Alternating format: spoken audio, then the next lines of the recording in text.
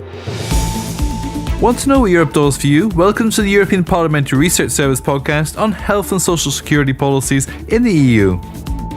Without good health, there's nothing else. It's as simple as that, which is why the EU pays close attention to the public health and social security impacts of all its policies. Ensuring that all citizens have equal access to good and affordable healthcare and social services is crucial in the context of an ageing population, persisting inequalities, and a growing number of mobile workers. So what has the EU done, and what more can it do in this field? Stay with us. While the main responsibility for health and social policies lies primarily in the hands of member states, the EU helps them achieve their objectives and complements national policies, especially those with a cross-border dimension, and citizens welcome this involvement. Yes, they do. According to a recent poll conducted for the European Parliament, more than 2/3 of EU citizens would like the EU to do more and spend more on health and social security. The EU's health policy aims to foster good health by promoting healthy lifestyles, protecting citizens from cross-border health threats, supporting dynamic health systems, and facilitating access to better healthcare for all EU citizens.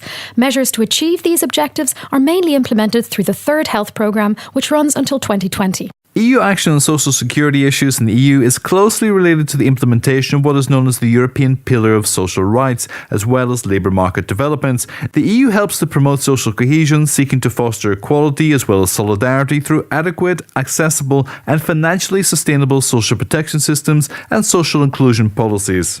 And there are many other challenges, notably tackling the health needs of an ageing population, reducing the incidence of preventable chronic diseases such as cancer, heart or respiratory diseases, addressing new cross-border health threats such as the rise in antimicrobial resistance, and eliminating health inequalities, to mention just a few. So what has the EU done in this field over the past 5 years? Stay with us and we'll tell you all about it. Since 2014, steps forward have been made in a number of areas, including access to medicines, antimicrobial resistance, childhood obesity, medical devices and vaccination. But let's review them one by one. The EU has sought to ensure that all citizens have access to innovative, safe and effective medicines when they need them. It has also contributed to global efforts to address antimicrobial resistance, and it adopted an action plan to halt the rise of child obesity by 2020. It has also established a network connecting doctors and specialists throughout Europe to improve diagnosis and treatment of rare diseases, which affect 30 million European citizens. It has supported health system reforms in member states to ensure they are fit for purpose and don't miss out on the opportunities of the digital revolution. To enhance patient safety, the EU has also adopted stricter rules on medical devices and in vitro diagnostic medical devices to guarantee they comply with the highest safety standards. In April 2018, as a response to vaccine hesitancy and the drop in vaccination rates, the Parliament called on EU governments and the Commission to increase vaccination coverage and strengthen cooperation against vaccine-preventable diseases such as measles. On social security policy, the Parliament also called for better social protection, particularly for vulnerable groups such as self-employed workers. As a response to this call, in March 2018, the Commission presented a package of measures to increase social fairness and to better protect workers in general and the self-employed in particular. Responding to another demand from the European Parliament, the Commission also proposed setting up a European Labour Authority to strengthen cooperation between national labour market authorities and to help fight social dumping. In 2018, after many years of discussion, the EU revamped the rules on posted workers to better protect their social rights and to prevent social dumping.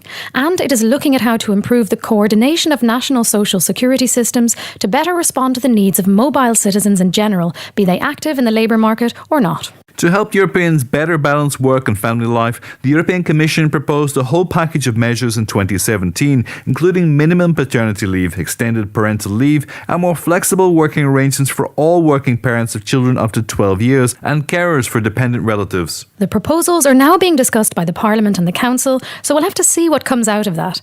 But what else can we expect to happen in the coming years? Don't leave us yet.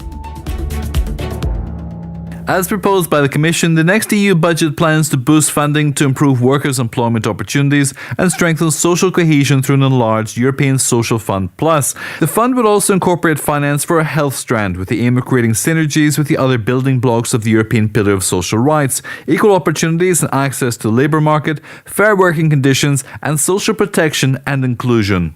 And while the EU's powers in the field of healthcare are limited, we could see progress in a number of areas, such as greater access to innovative medicines, the promotion of healthier diets for children, more cooperation in the assessment of health technologies, and a coordinated approach to vaccination, perhaps through the setting up of a European vaccine information sharing system or an EU vaccination card. On social policies, and ahead of the Commission's budget proposals, the Parliament stressed the need for the next EU budget to address some priority challenges such as youth unemployment, persistent poverty and social exclusion, and the situation of migrants and refugees. In September 2018, Commission President Jean-Claude Juncker urged the adoption of all the proposals addressing the social dimension of the EU, including the setting up of a European Labour Authority and the modernisation of the rules for the coordination of social security systems. Another area where we're likely to see progress in the coming years is the adaptation of social protection schemes to the new work realities to ensure that all workers, be they conventional or atypical, can benefit from the same social insurance and protection schemes.